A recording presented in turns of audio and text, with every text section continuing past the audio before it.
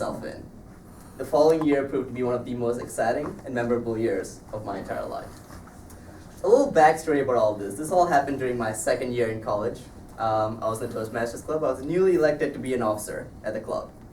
And right before the year was about to start, we got an email from the president saying, "Hey guys, I'm transferring to a different college. Goodbye." Over the next few weeks, we had a massive fight. There was a power struggle between two different people who both wanted to be presidents. And to cut a long story short, when we finally started the year, the club membership had dropped to 4 people, and none of the officers, none of them liked each other.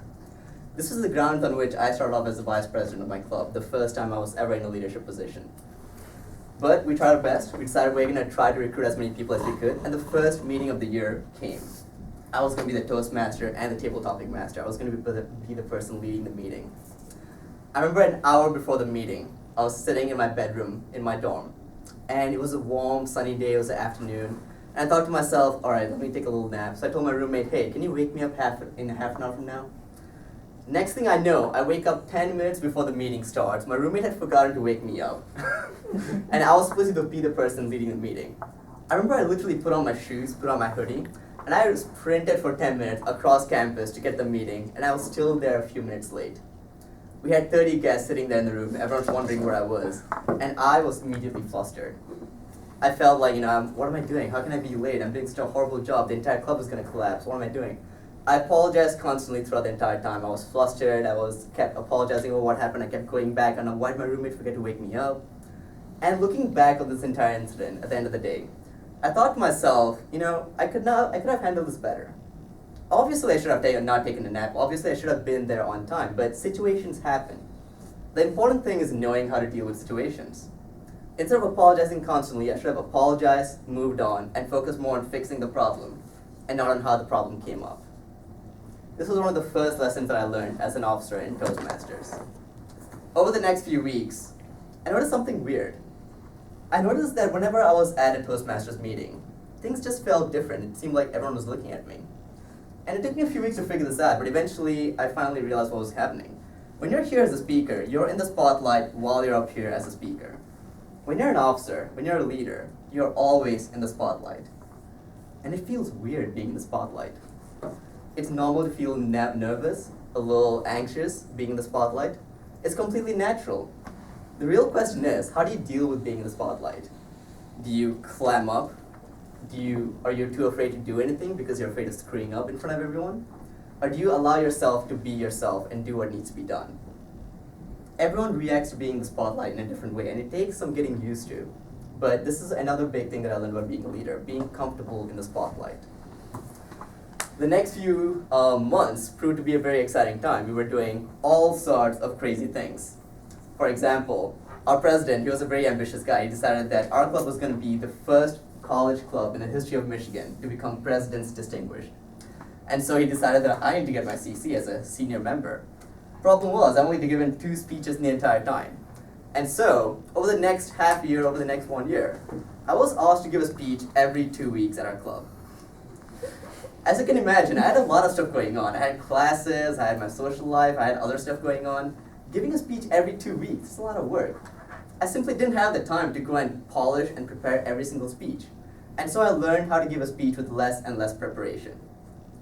Can you imagine how scary it is to give your 3rd CC speech with a half an hour preparation? Can you imagine how really good I became at just making stuff up and talking on the spot after doing this every 2 weeks for half a year?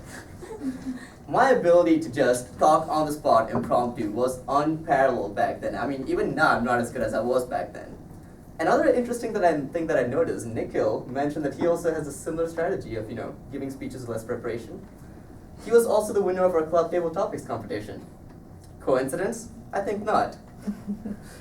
There were a lot of other stuff that we were doing throughout the entire time as well. Like for one thing, we had a great PR effort. We were constantly making flyers, constantly making posters. We were all roaming around campus all the time, putting up posters and flyers everywhere. And it worked. We got a lot of guests coming in. But this is one story that I remember which still sticks out to me. We were in a Toastmasters meeting one day, a regular meeting. All of a sudden, 10 minutes into the meeting, the doors burst open, and 20 people walked into the room at the same time. They didn't say a word, they just came in and they sat in the back.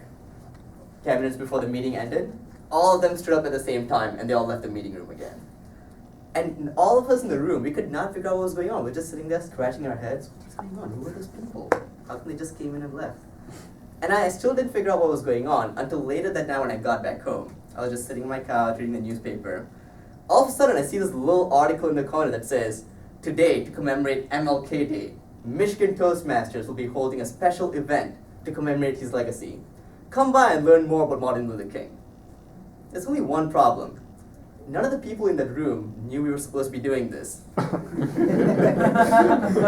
As confused as we all were, imagine how much more confused those 20 people must have been. Just coming in expecting to hear about MLK and not finding out a single thing about it. Situations happen, but we all had a good laugh about it. But we did a lot of really cool stuff also. Even though we were all new Toastmasters, even though we were a struggling club, we were constantly going out there and giving workshops, leading workshops on public speaking and leadership to all sorts of student groups, all sorts of different classes that were going on. And there was one event in particular that still stands out in my memory. One Saturday morning, my club president told me, "Hey Rajiv, let's meet up. There's a certain event that we have to go to." And I had no idea what to expect, so I thought it would just be some other random event. So we went together. When we got there, we realized it was actually a major event thrown by the entire college, bringing together all the major student group leaders from all over campus. We had the president of the student government. We had the president of the Solar Car team, which has hundreds of people and thousands of dollars in funding. We had the biggest names on campus all gathered here in one room. And I felt honored just being there in their company. But we weren't just there to be in their company. We were actually there to hold a workshop on leadership and public speaking to these biggest names on campus. It felt so weird, we thought of ourselves as being nobody. Just a few months ago, we were a club that was on the verge of collapsing. And yet, here we were, with the biggest names in Ann Arbor. And we were all sitting together, and we were leading a workshop on how to be a good leader and how to be a good public speaker. It was a great time. And looking back on it, I realized, things were not perfect. There were a lot of things we did which was not completely polished, but that's okay. And this was another major lesson that I learned as an officer, as a leader in Toastmasters.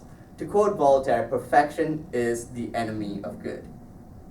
A lot of times when we're leaders, we can't afford to wait for things to be perfect. We can't afford to wait for things to be completely polished. A lot of times, doing something good is still better than doing nothing at all. We should always be striving for perfection, but we should never wait for it to happen. Thank you, Amy. So, before I fool all of you into thinking that being an officer is all fun and games, the bed of roses, it's really not. And this is something that I especially learned over my last 2 years as an officer in this club itself. So last year I was VPE of this club. And back when I was VPE, we did a lot of crazy things. We made a lot of changes, like getting rid of the word master, we got rid of the minute master, we introduced the table topics evaluator. We had a lot of changes going on. And it's natural that whenever you have a group of people, disagreements are bound to happen. In fact, it's a good thing. It's good that people care enough to disagree, and they feel comfortable enough to voice their disagreements. But there's one change that we made that really surprised me, and that was the transition to EasySpeak. For those of you who weren't here in 2010, just a short little history lesson for you. Back in 2010 and earlier, we didn't have EasySpeak. All the role signups, all the role tracking, progress tracking, the logistics of the club, that was all done through emails, Excel sheets, and printouts, and basically just scraps of paper that we had lying around. And as a VPE, most of my time and energy was spent just keeping track of all these logistics, keeping track of all the weekly stuff going on, worrying about who's going to fill what role. And that's what motivated the shift to EasySpeak eventually. But what really surprised me was how rough the transition turned out to be. We had some people who were opposed to using the system at all, and we had a lot of people who were, they were a little bit, they didn't want to get used to having to use a new website, having to deal with the login information and all those problems. And I remember that for a period of a few months, it felt like no one wanted to use the website at all. And I was the only person trying to push for everyone to use this website. I felt like I was jamming medicine down people's throat. It was not a very fun experience. But in the long run, over time, things gradually became a lot better. People warmed to the idea of using the website. And after a few months, it made the logistics so much better. Trying to keep track of who's signing up for what, allowing people to sign up for roles, it became a much easier process.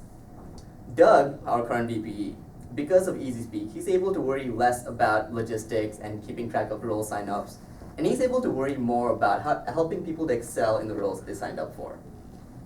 And this is another big lesson that I learned. being a good leader is not about winning a popularity contest. Oftentimes, you should always ask for disagreements and you should always take them very seriously. But oftentimes, you have to choose the unpopular option over the easy option. You have to focus more on you have to focus less on what people want right now and more on what they need a year from now. Now, let me be honest with all of you for a second here. As much as I love sharing my personal stories and preaching and delivering sermons, there's actually a bigger reason why I'm giving this speech today, of all days. The reason is that June marks the end of our Toastmasters year.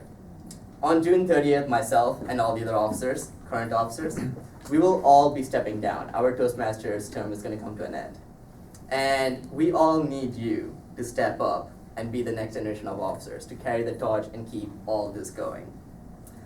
First, if you'd like to find out more, if you'd like to be an officer, send me an email, talk to me, talk to any of the other officers. We'd love to tell you more.